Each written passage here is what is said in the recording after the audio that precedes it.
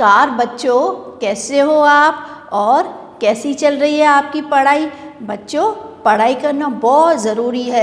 हर एक विषय में, हर एक फील्ड में आगे बढ़ने के लिए, विभिन्न बातों का जानकारी हासिल करने के लिए, इस तरह हमारा बुद्धि का और हमारे देश का भी विकास होगा। तो हम भी पढ़ेंगे और आप भी पढ़ेंगे। हमारा टॉपिक क्या है आज का?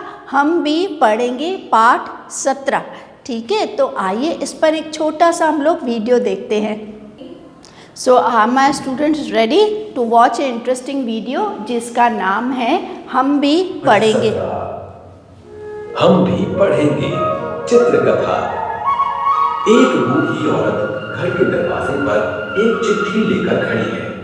तभी एक दूध वाला वहां से गुजरता है। वह उसे रोकते हुए बोली, दूध वाले भाई, ये चिट्ठी मेरे बेटे की लगती है, लेकिन मैं पढ़ना नहीं जानती। जरा तुम इसे पढ़कर सुनाओगे? मैं पढ़कर सुनाऊं? अच्छा, जरा देखूं तो इसे। दूध वाला चिट्ठी लेकर उसे उलट पलट कर देखता है। फिर अचानक वह जोर जोर से रोने लगता है। बूढ़ी औरत उसे हैरानी से देखती है। क्या हुआ? तुम रो क्यों रहे हो? कोई बुरा समाचार है क्या? मेरे बेटे को कुछ हुआ तो नहीं? दूध वाला कोई उत्तर नहीं देता, बस रोता ही रहता है। कुछ देर बाद बूढ़ी औरत भी उसे देखकर रोने लगती है।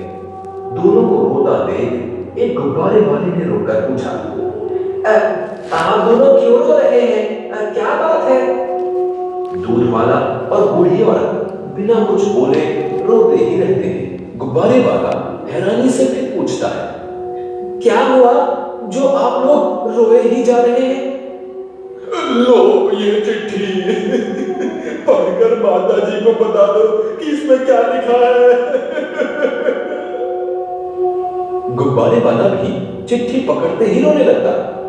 अब तीनों का रोना जारी है। तभी एक सैनिक वहां से गुजरता है। तो आपने देखा बच्चों कि किस गलतफहमी की वजह से सब रोना शुरू हो गए जब एक बूढ़ी माता जी ने बोला कि इस पत्र में देखो क्या लिखा हुआ है। क्योंकि वो अनपढ़ थे, उनको पढ़ना नहीं आ रहा था, इसलिए वो जान नहीं पा रहे थे कि इसमें खुशखबरी है या कि कुछ और लिखा हुआ है। तो माता जी ने जब गुब्बारे वाले से, दूध वाले से पूछा तो उन्हें पढ़ना नहीं आया। तो इसी बात से दुखी होकर वह ज़ोर ज़ोर से रोने लगे। फिर अचानक एक सैनिक आता है, तो क्या वो उनको पत्र पढ़कर सुनाएगा? रुककर हैरानी से पूछता है, आप लोग इस तरह से क्यों रो रहे हैं? क्या आपका कुछ हो गया है या कोई मुसीबत आई है? गुब्बारे वाला धीरे धीरे रोना बंद करता है और बोलता है, पिछले साल मैं पीने गया था। मैंने कमाया था कुछ नहीं, बल्कि मुझे बहुत नुकसान हुआ था। सैनिक परेशान होकर बोला, अजीब आदमी, मैं पूछ क्या रहा हूं और तुम बता क्या रहे हो? आखिर तुम्हारे रोने का कारण क्या है? मैं बताता हूं। उस समय अपने नुकसान का मुआवजा पाने के लिए मैं जब जागो तब सवेरा का क्या बोलेंगे, जैसे मैं जिस ज्ञान का है ना आपको नहीं जानता था, इसीलिए आवेदन पत्र नहीं लिख पाया। अगर यह बात है तो फिर तुम्हें उस समय रोना चाहिए था ना। अब क्यों रो रहे हो? अब सैनिक बूढ़ी औरत से पूछता है, माता जी आप क्यों रो रही थी? मेरे बेटे की चिट्ठी आई है। मैं अनपढ़ हूं ना, चिट्ठी पढ़ नहीं सकती। तब मैंने इस दूध वाले से चिट्ठी पढ़कर सुनाने की। तो तभी एक सैनिक आया और सैनिक ने सबसे रोने का कारण पूछा। तो सैनिक को सबने क्या बताया कि ये लो चिट्ठी पढ़कर सुनाओ। तो वह चिट्ठी पढ़ने से पहले बोलने लगा, पर तुम रोने का क्या कारण बोल रहे हो, क्यों रो रहे हो तुम लोग? तो उन्होंने बोला इस चिट्ठी में कुछ लिखा हुआ है। तो सबसे पहले दूध वाले ने बोला कि मैं बचपन में सबने मेरे को बोला था पढ़ने के लिए, लेकिन मैं पढ़ नहीं पाया, इसलिए अनपढ़ होने की वजह से मैं दुखी हूँ। और गुब्बारे वाले ने क्या बोला कि मैं तो मेले में गया था और मेरे को मुआवजा नहीं मिला, इसलिए मैं दुखी हूँ, मैं इस पत्र की वजह से नहीं दुखी हूँ। और फिर आगे क्या हुआ? के लिए कहा, तब इस दूध वाले ने आपको चिट्ठी पढ़कर सुनाई होगी। पढ़कर कहाँ सुनाई, चिट्ठी देखते ही ये रोने लग गया। कुछ बता ही नहीं रहा था। मैं समझी कि इस चिट्ठी में कोई बुरा समाचार होगा, तो मैं भी खुद को रोने से रोक न पाई। अब सैनिक दूध वाले से बोला, दूध वाले भाई, अब तुम्हारी बारी, बताओ तुम क्यों रोई? जब मैं छोटा था तब स्कूल में नहीं गया। सब पढ़ाई करने को कहते, लेकिन मुझ पर किसी का कोई असर ही नहीं होता था। मैं अनपढ़ का अनपढ़ ही रह गया। लेकिन चिट्ठी देखकर तुम रोने लगे थे, उसका क्या कारण है? माताजी ने मुझे चिट्ठी पढ़ने को कहा, तो अनपढ़ होने के कारण मैं पढ़ नहीं पाया और रो पड़ा। सोचता हूँ मेरे जैसा मूर्ख इस संसार में कोई नहीं होगा जिसने पढ़ाई लिखाई नहीं की। सैनिक समझाते हुए बोला, पढ़ना लिखना तो जीवन में बहुत जरूरी है भाई। फिर भी अब यह बात तुम्हारी समझ में आ गई है, ये सबसे बड़ी बात है। आज से तय करो कि तुम लोग पढ़ोगे।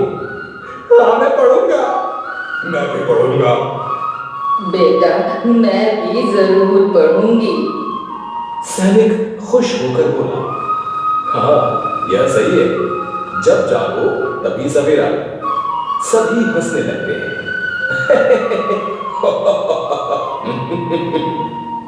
अब सैनिक गुब्बारे वाले से चिट्ठी लेते हुए बोला, माताजी, इस चिट्ठी में लिखा है कि आपका बेटा परसों आ रहा है। यह खबर होने की नहीं, खुश होने की है।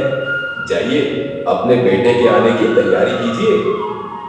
यह सुनकर सब खुश हो जाते हैं।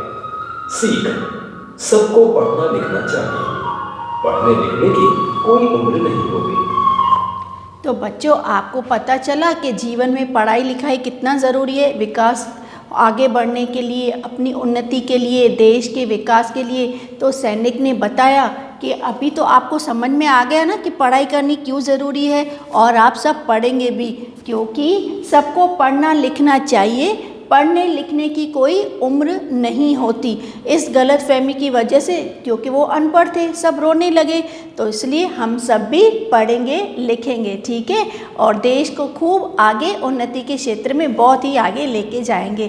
ठीक है बच्चों, तो ये रोचक कहानी के बाद चलिए हम लोग चलते हैं वर्कशीट की ओर। सबसे पहले बच्चों, शब्दार्थ चिट्ठी यानी कि पत्र। दूसरा है आवेदन पत्र यानी कि प्रार्थना पत्र। तीसरा है समाचार यानी कि खबर, जिसको आप न्यूज़ बोलते हो ना, उसको बोलते हैं समाचार। इसके बाद आता है जीवन यानी कि जिंदगी। मूर्ख यानी कि नासमझ। अनपढ़, जिसको पढ़ना लिखना नहीं आता या जिसको बोलते हैं निरक्षर। उसके बाद है मुआवजा यानी कि हर्जाना। फिर है मुसीबत यानी कि परेशानी। तो ये थे बच्चों इस पाठ के शब्दार्थ। ओके, तो मैं उम्मीद करती हूँ ये वीडियो आपको बहुत ही पसंद आया होगा और आप इसकी रीडिंग भी ज़रूर करेंगे, ठीक है। और दूसरे वीडियो में हम लोग जाएंगे वर्कशीट की ओर। तब तक मुस्कुराते हुए, मन लगाकर पढ़ते हुए, नमस्कार बच्चों।